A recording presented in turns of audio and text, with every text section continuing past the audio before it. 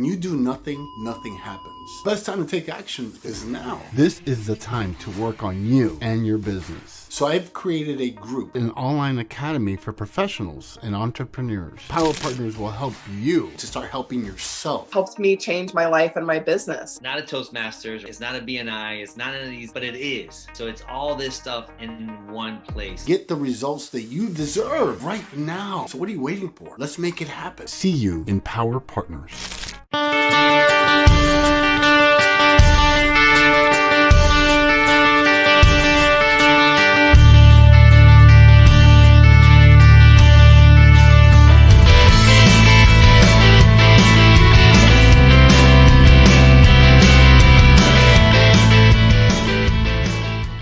Welcome back, everyone, to Pursuing Profit with Principles. So glad that you're joining us today, or whenever you're listening to this and wherever you're listening to it. We welcome you back.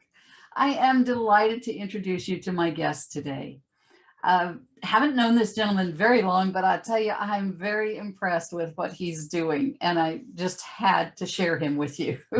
So my guest today is Nathan Ives, and Nathan has an extremely successful background and career. I'll just give you some highlights, but he has spent over 25 years in power, oil and gas, water, and the mining industry as a consultant and doing consultant work there.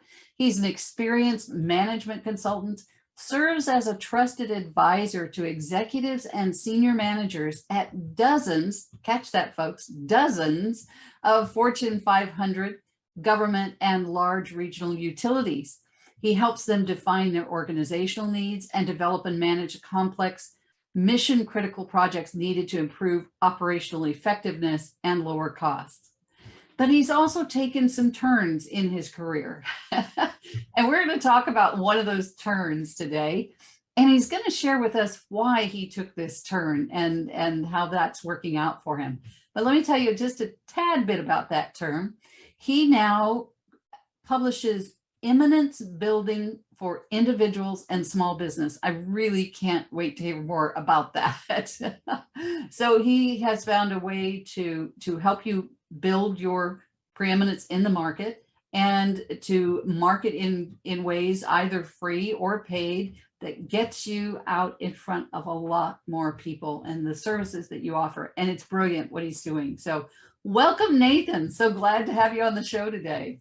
Regina, thank you. I really appreciate you having me on your show and the invitation. And I've been thrilled to get to know you myself. Awesome. Well, we're going to have fun today, folks. As you know, my belief is if we don't laugh at least once during this show, it wasn't much fun and wasn't worth doing. So we got to have some fun and laughter as we go along. So I'm sure that will happen. So Nathan, what I'd like to do to start with is have you share a little bit about your background, what brought you to the place that you're at, what you're doing now, and who you're serving. Excellent. Well, Regina, thank you. So I started my career in all places at the Naval Academy in Annapolis, and then as a submarine officer. Wow. Which is very far removed from what I'm doing today. Yeah, I would think so.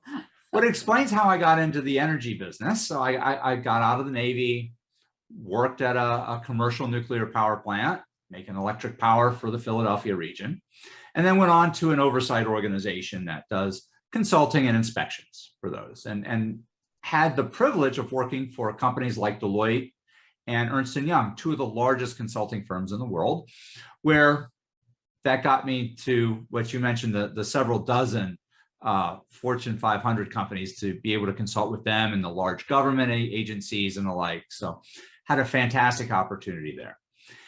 But while I was at Deloitte, which is the first consulting practice I was at, I learned about eminence building.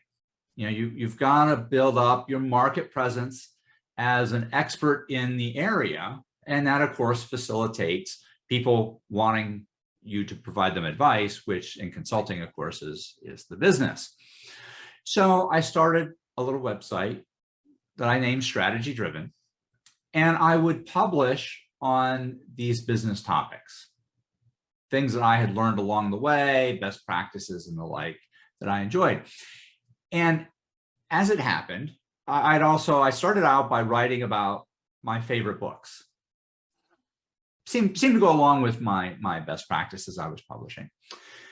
And then I got a call from a publicist one day, and would I mind, reviewing one of their books? And I said, well, okay, but it's not on my list to buy. They said, no, you don't understand. We're going to send you the book. So, okay. But I said, I'm doing this little podcasty thing on the side. If I'm going to read the book, I want to talk to the author. And well, now that was nirvana for them. I didn't realize what I was doing for them. I was thinking, hey, this is going to be really cool. I get to meet more executives, Right, right. So I have had the privilege of interviewing just dozens upon dozens of executives at companies, like Cisco, the tech company that does all the routers, executives at Goldman Sachs, the president and CEO of the WD-40 company, that we use to take weeks out. Yeah. All sorts of these phenomenal executives and do these podcasts. Well, needless to say, the podcasts were getting listened to, the website's getting traffic. So all of a sudden now people are starting to come to me. They want to publish on my website. And it's like, well, it takes time to put this stuff on the website and this and that. I'm already using a lot of time doing these podcasts. And they said, no, you don't understand. We'll pay you an editorial fee to cover your expense of putting it on your website. Because, of course, we have all this traffic. So, well, that seemed pretty cool. So, okay. So, we're getting a few of these here and there. Well, after a while, it kind of dawned on me, why don't we, we're doing this consulting stuff. Why don't we actually do this for a business? And so we shifted our model just a smidge, and we started to become a publisher. And as we published more, the traffic grew and the unique visitors went up and people started coming more, and then they were paying more. And now this is one of the cornerstone businesses that Strategy Driven has. So besides consulting, all of a sudden we had this publishing division that publishes. And that's where it supports the eminence building for individuals. And we have our trusted service providers, our partners, and they get their own web pages up on our website and get to have their name put alongside articles that are of the topic of what they provide a service in. Awesome. So that grew that part of the business. Then to turn the ship just a little bit more. So in consulting, consulting to these utilities, then we started to have people come to us and say, hey, Nathan, you have this website, you got all this traffic. You're selling digital subscriptions and digital products. You've got books you're selling on your website. You've got affiliate marketing and all this e-commerce covering everything. Could you build a website for us? And at first it was like, I really don't. Well, then I started getting a lot of people coming, can you build a website?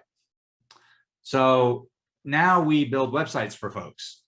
And, anything imaginable, we from, small websites all the way up to very large, complex engineering firms, does all sorts of stuff, websites that have, big launch programs with them and the whole like. Just another business opportunity. So that's kind of the road I took to getting here, and it all started out about trying to build my own marketplace eminence. And I love how you have been open to the transitions and open to, as you and I were discussing before the podcast, open to following the revenue, folks, following where people want to invest with you. Sometimes we get tunnel vision and we go, no, I'm not doing that. I'm just doing, this is what I do. That's out of my lane. But there may be opportunities for you that you hadn't thought about. It was tremendous opportunities. And it did take a bit of thought. At the time, I thought of it as a competition for my time as a consultant. And I look at what my consultant billing rate was versus putting an article on the website, and there was no comparison. I needed to do the consulting. Right. But as it started to occur to me that this could be a very legitimate business revenue stream, then I started investigating, well, okay, I can outsource services. There was a point in time years ago where I maintained the website. Yeah, I don't maintain the website. I have a staff now that maintains all the technical stuff on the website. Right. And likewise, I have a staff that publishes on the website and so on and so forth. Well, then as the business shifted again, and now we have customers paying us to build their websites. Well, I went to the company that was maintaining my website and said, well, hey, I want a white label.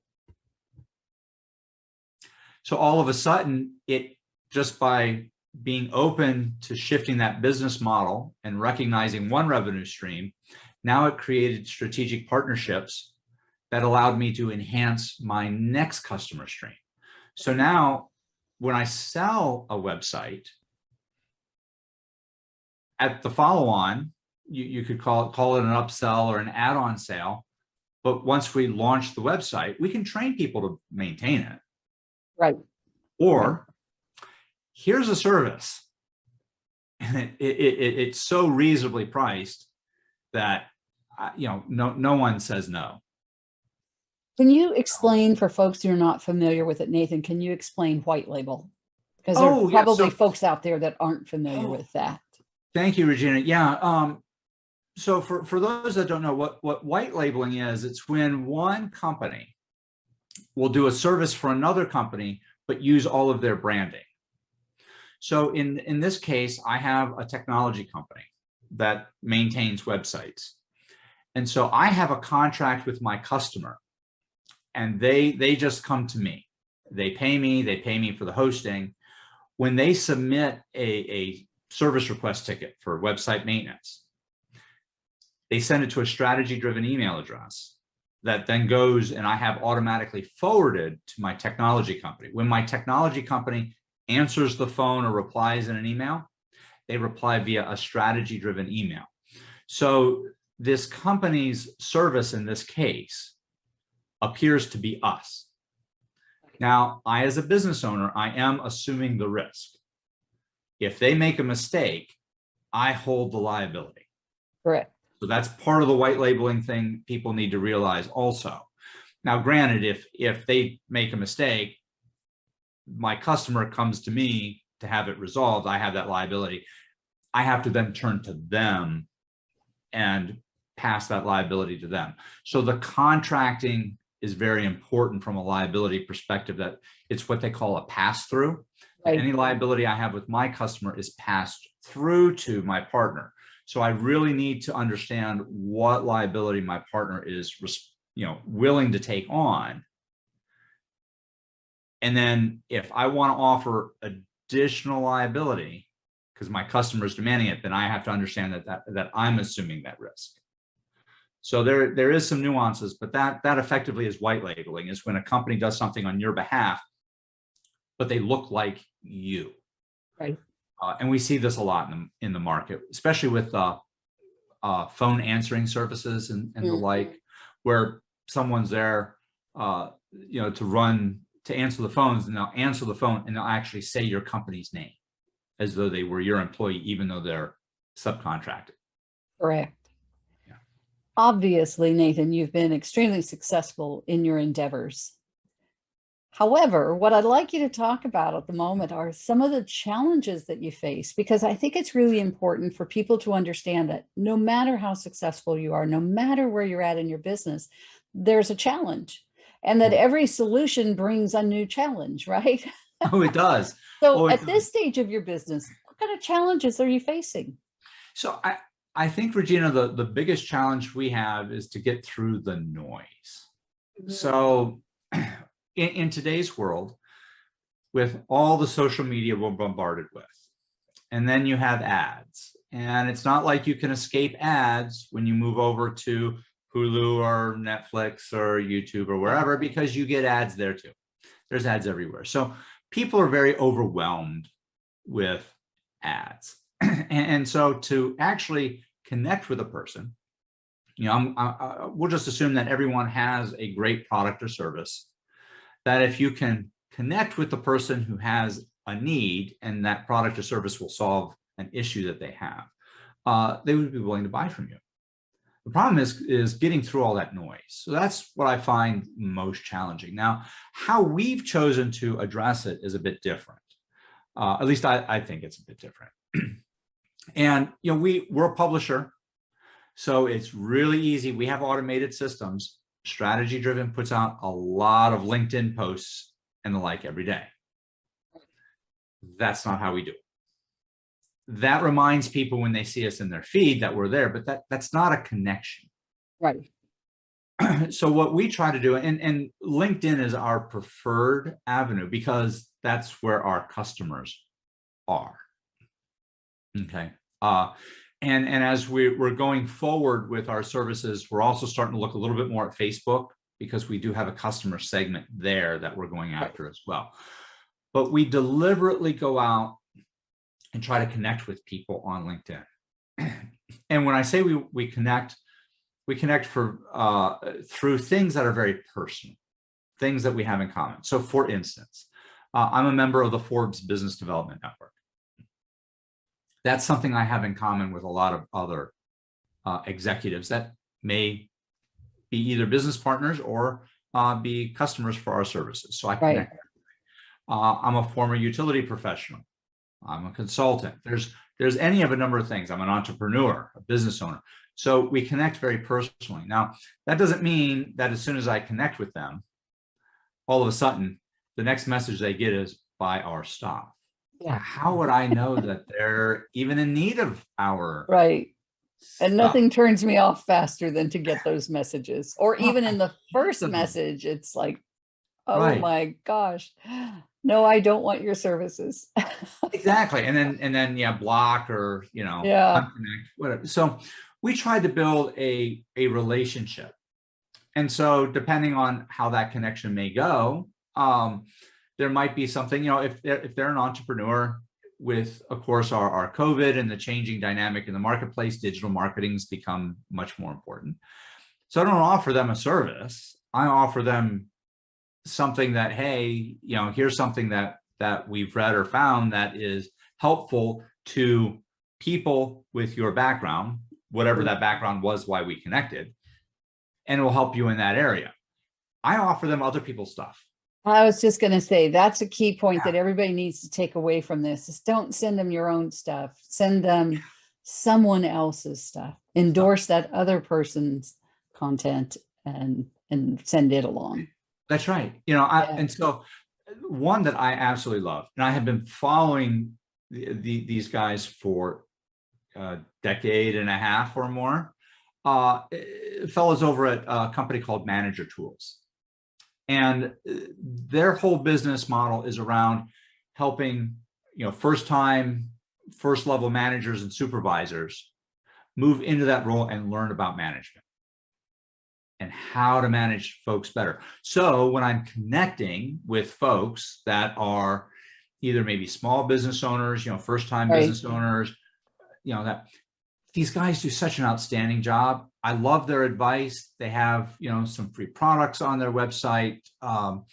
And it's just really great material. So I reference people to them. There you go. I don't try to sell them my services. I reference them to somebody else because they have such great products. We have a relationship with the Harvard Business Review. And if we're connected, I'll send out to folks. I get book excerpts from, and of course they have such great authors at the Harvard Business Review. So I pass that along to folks, and Harvard likes it because they want to get their people out, and my folks love it because they're getting an excerpt from a book that might be of interest to them on a relevant topic, because I get to curate the topics. Right. But I do that before I ask them to do anything for me or even to consider something that we would offer for free. And I bet you don't do it on the next email. I mean, the next message that you send them either. You're still not promoting your things. No. And I would venture to say, we haven't talked about this, but I would venture to say that you also don't present them something of yours without their permission. Would I be correct in that? That's right. Can you talk about permission-based marketing for a moment? Yeah. In order for someone to feel good about having received something, you need to actually ask them if they'd be open to receiving something. Right. So after they connect with me or I connect with them, I reach out, we have some commonality, and my offer is, hey, I just want to share insights and I want to receive yours. Would we like to be part of our network? And those that do, I just reiterate that, show appreciation. And then would you mind if I send you things? I actually do some endorsements, Right. For a certain body of skills. And I mean, it goes without saying, for those that are on the Forbes Business Development Network, they have some skills in some given areas. So we go back and forth. Some people we have phone calls with. Right. If they really respond very nicely to me, I set up a phone call and we talk. Right. And then it's only after that, then, hey, here's something that you might find helpful for your business or in your area of expertise. When I actually ask them for something of me, mostly what I ask for anymore right now is, would you mind hitting, like on my LinkedIn page? Nice. It's not expensive. Right. It's just a like. Now, and I tell them flat out, we're an online publisher. Their like actually helps me. Yeah. Absolutely. And so that's usually my ask, but it's not time consuming. It's not expensive, that kind of thing. And no real investment. Yeah. And so my first several messages are all about, are you open to having a dialogue and have me share things that I'm finding useful, and are you willing to share back with me? And I love that, that you took it back to the beginning of that relationship in terms of, you're not just asking them when you want to start sharing, when you want to have that conversation, you're asking them from the beginning if they want this article, if they want to read this, if this is of interest to them, would you like me to send it along? That kind of a thing. So you're not presuming anything, and you're getting permission for anything that you do send. Mm-hmm. That's right. So and I important. don't make a presumption that I know their business, Yeah. that I know what challenges they're having. Right. If I send something, it's always in context of, hey, I had X challenge and this helped me. Right. And since we have similar businesses or this similar circumstance, I'm just passing along. Yeah. So you relate to them. Yeah. And then you get permission to send them something that's of interest to them that was written by someone else, or a video or a podcast or whatever by someone else that's going to be of value to them. Mm-hmm. And then you continue that dialogue along those lines and getting to understand and know them a bit. That's right. And also, Regina, I would also mention, it's also not rapid fire. Exactly. The other thing I hate is when all of a sudden my inbox is filled because they hit me several times. Yeah. And then if I don't respond, they don't take the hint and stop. Yeah. It's they're spaced out, at relevant time frames.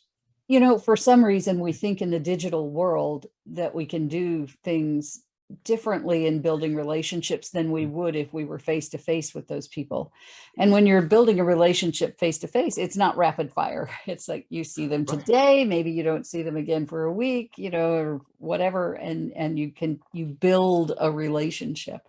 And I think that's what we've gotten away from for a lot of folks, is building a relationship. I know I get numerous connections every day on LinkedIn of people immediately trying to sell me their product or get a conversation with me, and it's like, I'm not interested. Yeah. I mean, I'll connect with them, be part of their professional network, but I want to have a professional. And that we were able to make this happen. And thank you so much. Well, Regina, thank you for having me. I Awesome. really enjoyed it myself. So this has been a great interview. Thank you. Thank you. And folks, we hope you'll join us again next time as we pursue more profits with principles. Bye for now. My name is Serena Buffalino. I am the founder of Help Heal Humanity. My career started off as a special education teacher. When my students found out that there were kids in this world that did not have the right to go to school, inspired them. The concept behind the Haiti School Building Project was a small handful of youth in Toronto would help a small handful of youth here in Haiti. The Haiti School Building Project finally opened up last year, September 2018. It has successfully been running for 7 months now, and what I have seen is nothing shy of beautiful. One person with the support of others can literally transform the planet.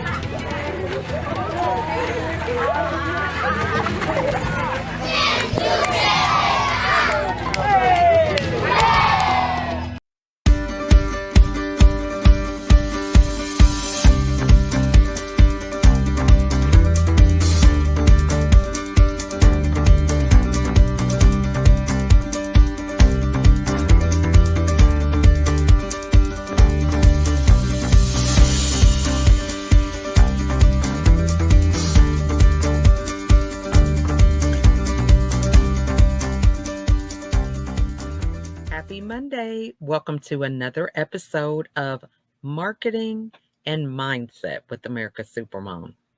Well, today is officially tax day, so I thought I would wear my Uncle Sam hat to remind us to be prompt about our taxes, right? Maybe we got an extension. That's one of those topics we really don't want to talk about. But I thought it was very appropriate to bring it up because we're talking about challenges today. So we're talking about things that challenge us in our personal and professional life. And I just finished a challenge with a community in Clubhouse. We did 75 days of a 75 love challenge. And it was 5 areas that we really wanted to work on in terms of mental wellness. It was dealing with our eating habits, drinking water every day, exercising every day, reading every day a nonfiction book, and taking a progress picture so we can kind of really see the transformation that happened over time. It wasn't really about weight loss, but it was really a great exercise to learn how to delegate, how to take accountability for some of your actions. And, you really can't delegate those tasks that were assigned to you every day. So the whole premise, it was originated by a gentleman named Andy Frisella. I'm not sure if I'm pronouncing his name right. But he has an app, and it's something that's really popular over social media. His program is called 75 Hard. And the whole premise of the challenge is to do all of these tasks every day consecutively. And if you miss a day, then you have to start over, with the goal being 75 days straight. So it was an exciting adventure. I was very successful with doing 60 days. I woke up on day 61 and had forgot to take my progress picture. So needless to say, we had to modify some things because the challenge that we have for our community was not as rigorous as Andy's challenge was, because we wanted to include everyone in our community, whether they were healthy or not healthy, We didn't want to have anyone feel like they had to do it only that way in order to take some steps in the right direction when it comes to personal development, because we started this January 3rd, so right at the beginning of the year, and we have finished that challenge. It was over on March 18th, and we did 100 days total so that we can account for people that might have started late on the journey. And so that day was actually last week. Day 100 was April the 12th. So it definitely was a great testament to the power of being consistent with things. You just never know how far you can accomplish a lot of goals if you just simply map out the time and the schedule to do so. So when we're thinking about challenges, think about some areas where you might be challenged. Maybe it's money. Maybe it's relationships. Maybe it's with yourself, right?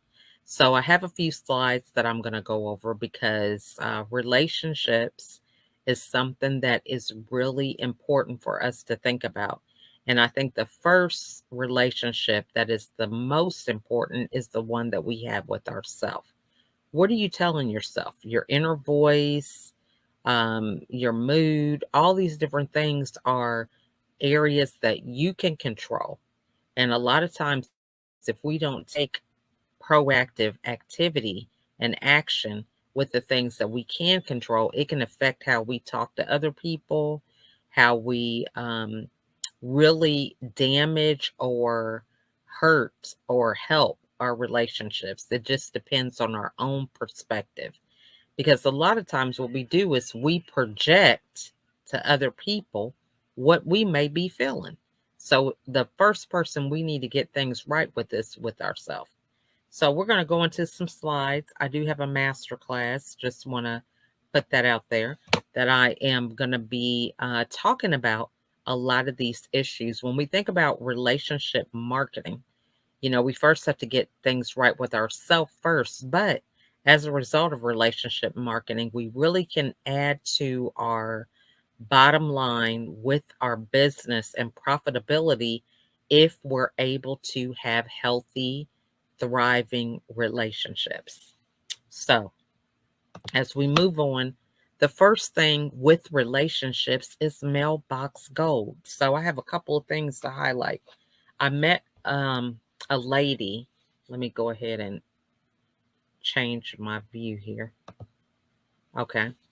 I met a lady on LinkedIn through the LinkedIn audio app, and she sent me this, and she sent me, it was a number of things. It was a nice size package, but she sent me this planner, and it is called a Harmony Planner. And so it goes over, I'm sorry, I didn't even think about this. It asked me a lot of questions about my goals. You guys can kind of get an idea. And I can just close it up like this. But mailbox gold, right? Building relationships with people and then taking it offline. And so as a result, now I have these products. I also have someone that's in my network, and she sent me some candles. Okay. Smells really good, but it's a personalized candle that she sent. So I get this, books, candles, gifts in the mail. And it's a great opportunity for you to think about when it comes to relationships. How can you do that very thing? Because when we think about relationships, it's really important to consider how we can go that extra mile, right? People aren't expecting to get anything in the mail, but that is a great opportunity to really cause an opportunity to have a deeper relationship. Because what happens, what first thing I did was ran around the house telling all my kids, right? Hey, do you guys know, look what she sent me and all this, right? And so after that, people posted on social media or talk about it in a video like I'm doing now. So it's a great opportunity for you to not only pay it forward from what other people sent you, but also when you send things to people, they may do the same thing. in terms of paying it forward on their video platforms, or maybe they have a newsletter. They take a picture of it and send it out, to their network. I mean, you just never know. The opportunities are endless, but it is the opportunity to do more than just comment, like, or subscribe to something for somebody, but it is going that extra mile and really showing gratitude to them in something that is beyond social media. So, yes, I met Rachel on LinkedIn through a LinkedIn audio app. We haven't met in person, but now every time I pick up this planner or I see this heart that she sent me, and she sent me a number of other things, I'm going to think about her beyond just social media. Okay, so that's the first thing when we're dealing with relationships and challenges, right? So the whole idea, and I have a couple of things that I'm going to be talking about, but when we think about challenges, we want to be able to be ahead of the challenge, and we want to think about how we can move forward in a positive way, right? In a way that serves us. And so we want to be able to do this in a way that helps us to overcome our challenges and continue to thrive. So this is another slide. Do we have any challenges with the language? Now, one of the things that really has been an issue for me is that I have a lot of women from all different backgrounds that can resonate with the message of depression, anxiety, postpartum depression, all these different things that I talk about. However, there's a language barrier.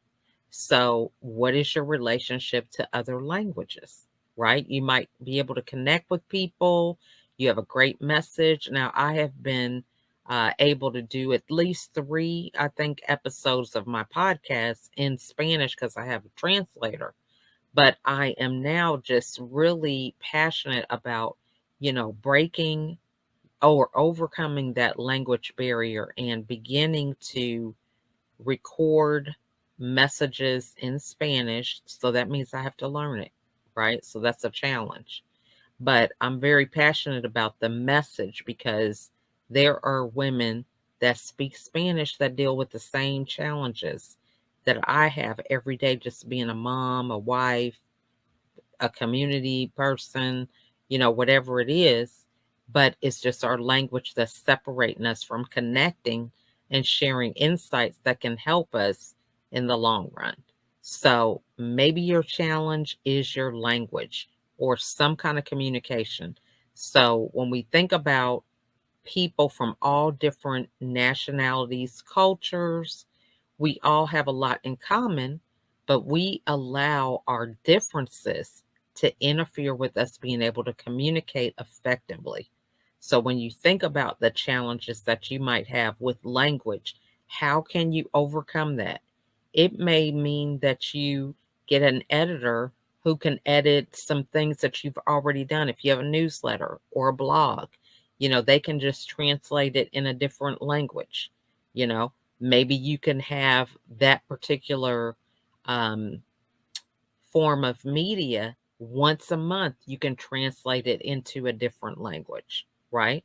Now I'm doing Spanish, but you might say, hey, I want to do French or Chinese or German or whatever. You could also reach out with your relationships to people that are in your network that actually speak that native tongue. So you can give them your information, ask them to translate it. Now, there's people that do this professionally and they pay money for it, but there could be a situation where you can barter, right? You can allow them to license your information in a different language. They don't have to create their own content. They can just do yours with your branding or something. So that's just something to think about. All right. So next thing is thinking about how you can expand your business with things that are happening in the future. So I'm not sure how many of you guys are familiar with the metaverse or NFTs, Bitcoin, cryptocurrency, all these different things, but really establishing what is your relationship to the future. Now, everybody may not feel comfortable investing in everything, but it is a really good idea to be knowledgeable about these things because they're happening, whether we agree with them, like it, or whatever. So when you do your research, you find out a little bit more so that you minimize your fear and anxiety about things that are happening, whether you agree with them, whether you want to participate with them or not. So thinking about how can you research it? And it's not that you may not want to get involved with some of these business opportunities, but you just want to minimize your risk. Maybe you're somebody who doesn't like taking a lot of risk, or as we can see with this pandemic, we've had certain things going on and then boom, people's jobs have been changed and all this. And so you don't want to put all your eggs in the basket of the future, which is understandable. You want to be able to divide a lot of your resources with different things so that you're not in a situation where you lose everything if something doesn't go just as planned. So what you want to do is minimize your risk. Now, I'm not an advisor, but I'm just thinking about different ways that you can not be so fearful about the future. Get more research before you make an opinion about something without having all the facts. So, thinking about the future is coming. We could have been so caught up into staying where we were, but look at what's happened with technology, with all these social media platforms. We had Facebook for forever, and now there's so many other things that are going on um, as a result of technology evolving and still moving forward. All right, so the next thing is how we can have a better relationship with ourselves, and that's through reading, right? So thinking about some of the books that we can read, or people that we can align ourselves with. Now, when you're starting off with business, you may not be able to go to every conference or everything that's related to your industry, but books are a great substitute for that. Books, podcasts, YouTube videos, we really can just immerse ourselves and really find out a lot about different people when we do a little study on their books or interviews, podcasts, and things like that. So, thinking about what are some things that you're reading, right? That are either contributing in a positive way to your relationship and to the relationship of other people, or is it not being positive? It's causing you to go the other direction. You're finding that you're just not connecting with people. Things are just, not going the way you had planned. So we might want to consider this being our own self-development that we can do. Now, when we think about the relationship with ourselves, we have to give ourselves grace because you don't know what you don't know. So, for example, if I'm playing the piano, right? If I've never been taught and I am just putting my hands anywhere on the computer, on the keyboard, and then I'm moving to the other side, I have my left hand over here where the right one should be. I don't know anything about the piano if I haven't had lessons, right? So I'm just doing what I think is right. But it's not until someone says, hey, I play, let me show you how this could be a little easier. Then this is when we find out how we can improve. Now, we can get all intimidated, upset, angry because we feel like they're trying to tell us what to do. But at the end of the day, there's someone that has the experience and knowledge about what it is that we want to learn to do, right? So when you think about certain things that come up, it's not that people are trying to criticize you and stop you from being a better version of yourself. It's just that it's the language that might come across a certain way only because they may not know how to explain it, but they just know you're doing something wrong. Or, we're so caught up in our own feelings that people are saying things in a non-threatening way, but we're assuming that they are, right? So it goes back to us and how we can empower ourselves to take advantage of that situation and think, how can I learn from this? You know, is this person really trying to help me, hurt me? If I do listen and incorporate this, how is this going to help me to be better? Right? So the relationship, we go back to self and thinking about, this is the one area that we can control. We can't control what people say or do or anything like that. We can control how we respond and how we behave from that point on. Okay. So the next thing is thinking about what kind of information you can share with people. How are you well versed? What are some things that are easy for you, whether it's parenting, your business skill set, whatever. You know, you want to think about how you can share that with people. And this is a great way that you can continue to grow. So again, as we think about challenges in our relationships and money, finances, even sometimes with our dreams, right? There's things that we can do where we just forget to dream. Our relationship about the future, right? We just think it's this way. It's always going to be this way. It's never going to change. That's telling a lot about our relationship and our mindset and how we're thinking. So when you think about challenges, you want to think about them being symptoms of something that might need to be solved so that you can move forward in a better situation. So I hope that was clear for everybody. If you guys would like to join me in this masterclass, I'm going to put the link in the comments, but I definitely want to thank you guys so much for joining me today. And if you have any questions, feel free to put them in the comments, and I would love to be able to answer them because I think relationships, challenges are not always an easy thing when we think about embracing them so that we can get better. But at the end of the day, life is going to continue to move on. And whether we want to acknowledge some of these things and improve in them or not. So I want to thank you guys so much for watching today. Again, sign up for that masterclass. It's a 90-minute masterclass, and it really can help you improve your relationship with yourself, with others, and your financial situation. When we have better relationships, then it can help us to grow our businesses through referrals, business collaborations, and projects. So the opportunities are endless. So you guys have a wonderful, wonderful week. And remember that your mindset is the one thing that you can control, and it can help you to move forward or backward, depending on which way you're thinking. So thank you guys so much for watching. See you on the next episode. Bye for now. I'm hanging on your every word. The love inside, I feel it burn. I've never felt this way before. I've had a taste, now I want more. So here we are, just you and me. I'm overwhelmed when you touch me. You talk so sweet, I hear the sound. 'Cause when you do,